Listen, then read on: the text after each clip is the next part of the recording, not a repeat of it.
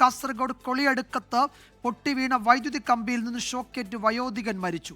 വയലാകുഴി സ്വദേശി കുഞ്ഞുണ്ടൻ നായരാണ് മരിച്ചത്. പശുവിനെ മേയ്ക്കാൻ പറമ്പിലേക്ക് ഇറങ്ങിയപ്പോഴായിരുന്നു അപകടമുണ്ടായത്. സംഭവ സ്ഥലത്ത് നിന്ന് അരുൺ പാറയ്ക്കൽ വിശദാംശങ്ങളുമായി ചേരുന്നു. അരുൺ, എങ്ങനെയാണ് ഈ അപകടമുണ്ടായത്?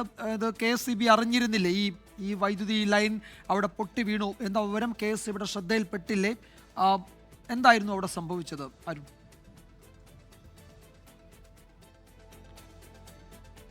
വിജയകുമാർ, ഞാനിപ്പോൾ നിൽക്കുന്ന സ്ഥലത്താണ്. വയലാങ്കുഴിയിലെ ആ വയലിലാണ്. കുഞ്ഞുണ്ടൻ നായർ ഇന്ന് രാവിലെ ഷോക്കേറ്റ് മരിച്ച വയലിലാണ്. നമുക്ക് ആ ദൃശ്യങ്ങളിൽ കാണാവുന്നുണ്ട് വിജയകുമാർ.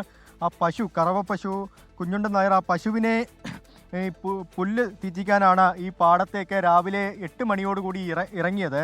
8:45 ഈ അപകടം നടന്നു എന്നാണ് ഇവിടെ നിന്ന് നമുക്ക് ലഭിക്കുന്ന പ്രാഥമികമായ വിവരം. അതിന് ശേഷം 10 മണിയോടുകൂടിയാണ് അച്ഛനെ കാണുന്നില്ലെന്ന് അമ്മ മകനോട് പറയുന്നു. അങ്ങനെ മകൻ അന്വേഷിച്ചെത്തിയ സമയത്താണ് അച്ഛനും പശുവും ഇവിടെ ഈ പാടത്ത് കിടക്കുന്ന കാണുന്നത്. ഇപ്പോൾ നമുക്ക് ആ ദൃശ്യങ്ങളിൽ കാണാവുന്ന പശുവിൻ്റെ ബോഡിയാണ്. അത് ഡോക്ടർ എത്തിയതിന് ശേഷം മാത്രമായിരിക്കും ഇവിടെ നിന്ന് മാറ്റുമെന്ന് അറിയിച്ചിട്ടുണ്ട്. കുഞ്ഞുണ്ടൻ നായരെ ഉടൻ തന്നെ മകനൊരു ഇലക്ട്രീഷ്യൻ കൂടിയാണ്.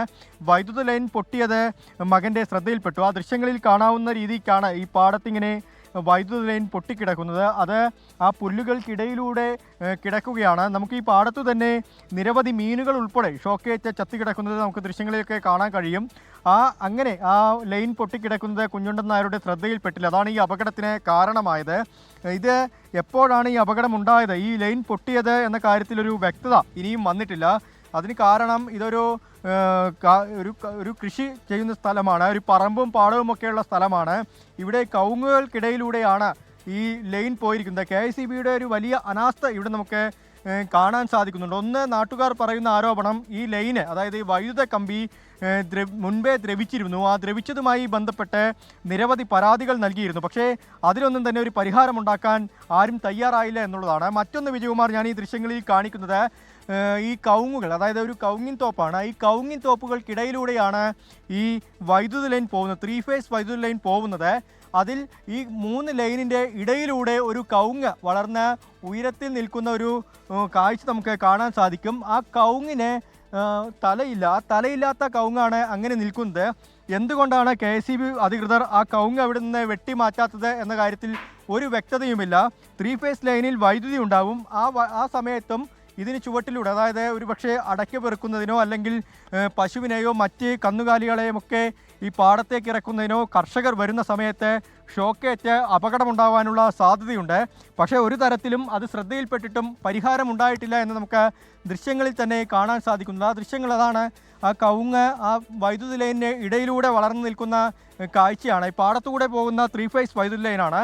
അത് കാണാതിരുന്നതുകൊണ്ടാണ് ഇന്നലെയും മിനിഞ്ഞാന്നുമൊക്കെ അതിശക്തമായ മഴയും കാറ്റും ഉണ്ടായിരുന്നു കാസർഗോഡ് ജില്ലയിൽ.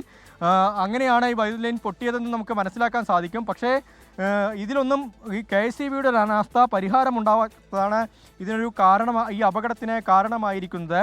ഇപ്പോൾ ഒരു നാട്ടുകാരൻ നമുക്കൊപ്പം ചേരുകയാണ്. ചേട്ടാ ശ്രദ്ധിക്കണം, നാട്ടുകാരൻ ചേരുകയാണ്. ചേട്ടാ, എങ്ങനെയാണ് ഈ അപകടം? നേരത്തെ KSEBിയോട് പറഞ്ഞിരുന്നു ഈ കാര്യങ്ങളൊക്കെ? ഒരുപാട് കറണ്ടിൻ്റെ ലൈനൊക്കെ കവിങ്ങിൻ്റെ ഇടയിലൂടെ വരുന്നത്. നമുക്ക് KSEBിൽ പരാതി കൊടുത്തിട്ടുണ്ടായിരുന്നു. അപ്പോൾ നടപടിയില്ല. നമുക്ക് ഈ ലൈനൊക്കെ ഒരുപാട് കവിങ്ങൊന്നും ഇല്ലാത്ത സ്ഥലത്തൂടെ മാറ്റി കെട്ടിക്കഴിഞ്ഞാൽ നമുക്ക് ജനങ്ങൾക്ക് സൗകര്യമായിട്ട് ഇവിടെ കൃഷി ഇറക്കാനും മറ്റു കാര്യങ്ങൾക്കൊക്കെ പറ്റുമായിരുന്നു. ഇപ്പോൾ ഞാൻ ആ സമയത്തുണ്ടായിരുന്നില്ല. ഇവിടെ എത്തിയിട്ട് നമ്മൾ സംഭവം അറിയുന്നില്ലത്. അപ്പോൾ രാവിലെ തന്നെ എപ്പോഴും രാവിലെ ഇവിടെ വയലിലേക്ക് പശുവിനെ വേണ്ടിയിട്ട് വരികയായിരുന്നു. സ്ഥിരമായിട്ട് വരുന്ന ആളാണ് ഞാൻ. ക്ഷീരകർഷകൻ കൂടിയാണ്. ഇത് മകനാണോ കണ്ടത്? ആദ്യം കണ്ടത് മകനാണ്. അപ്പോൾ ശരി അരുൺ, ലോകത്തെവിടെയായാലും ഏത് സമയത്തും 24 വാർത്തകളും ഓഗ്മെന്റഡ് റിയാലിറ്റി പാക്കേജുകളും എക്സ്പ്ലെയിനറുകളും വിശദമായി കാണാൻ ഞങ്ങളുടെ YouTube ചാനൽ നിങ്ങൾക്ക് സബ്സ്ക്രൈബ് ചെയ്യാം.